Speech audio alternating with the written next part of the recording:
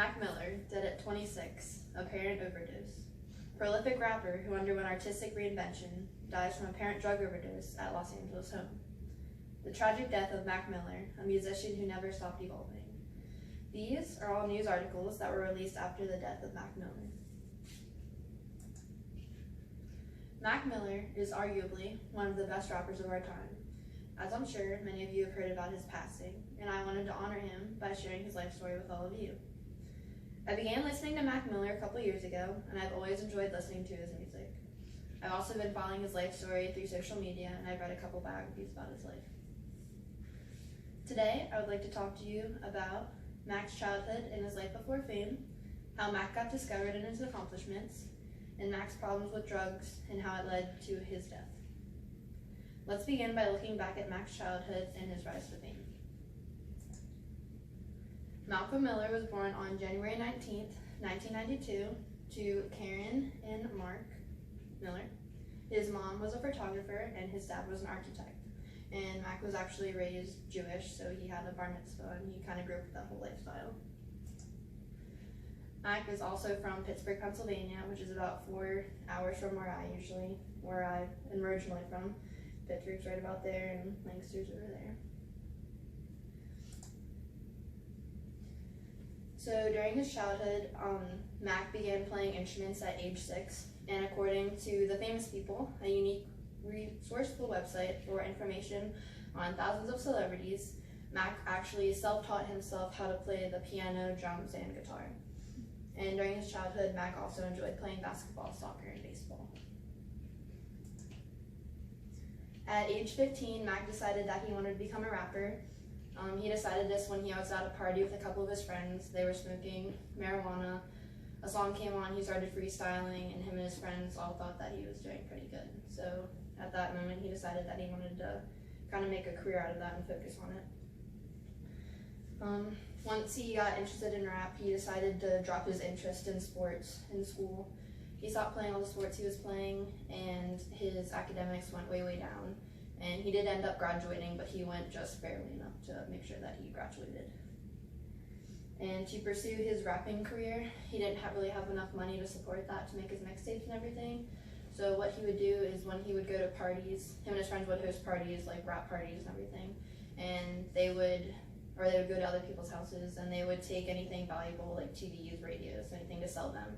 And they would also make sure to invite girls, so they would check their purses and steal any cash that they had lying around to pay for their music.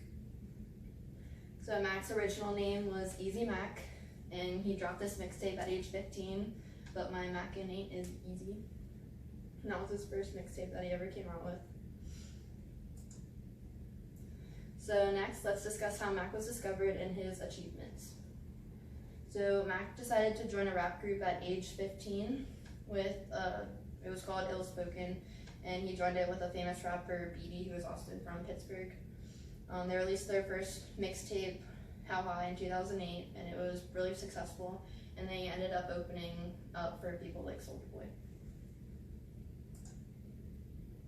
And after that, Mac decided to release 2 individual or solo mixtapes, The High Life and The Jukebox. They were pretty successful as well. At age 17, Mac got signed to Rostrum Records, which is a big recording company. They have other clients such as Wiz Khalifa. And Mac was wanted by a lot of big companies, but he decided to go with Rostrum because it was locally owned from Pittsburgh and he wanted to support where he was from. And then Mac also released his first mixtape with Rostrum Records called Kids, which is really popular.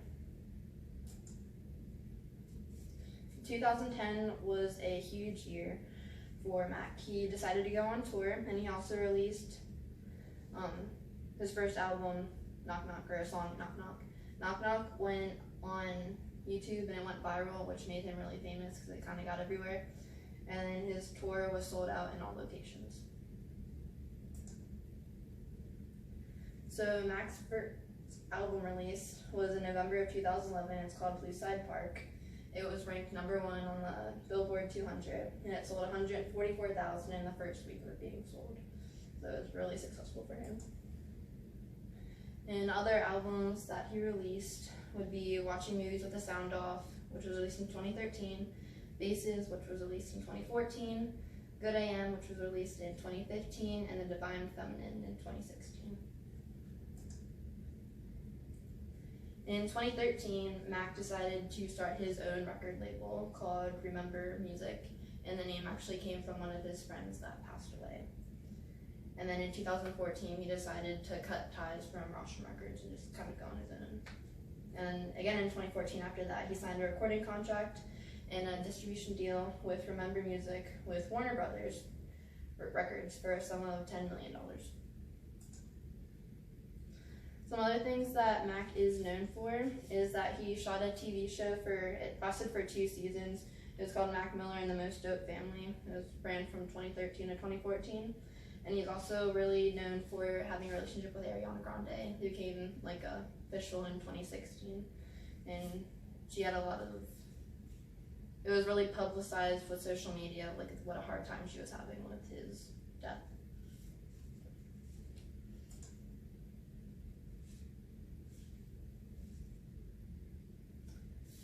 So now let's talk about Mac's struggle with addiction and his unfortunate death. Mac actually smoked his first cigarette in the 3rd grade, and he started smoking weed for the first time in 5th grade. And he was really open about his drug use on like interviews and everything. He didn't try to hide it because he knew everyone already knew. And he actually began drinking lean at the age of 15. And for you who don't know, lean is a concoction of prescription cough syrup and soft drinks, and usually had codeine in it. And according to Ariel Garonja, a heavy contributor and multimedia journalist from the University of Wisconsin, Mac felt really self-conscious, and he felt like overweight, and he knew he was going to be publicized, and he didn't want to be seen. He wanted to be in the best like image. So in order to lose weight, he started drinking lean instead of like dieting and taking like a healthier option about it.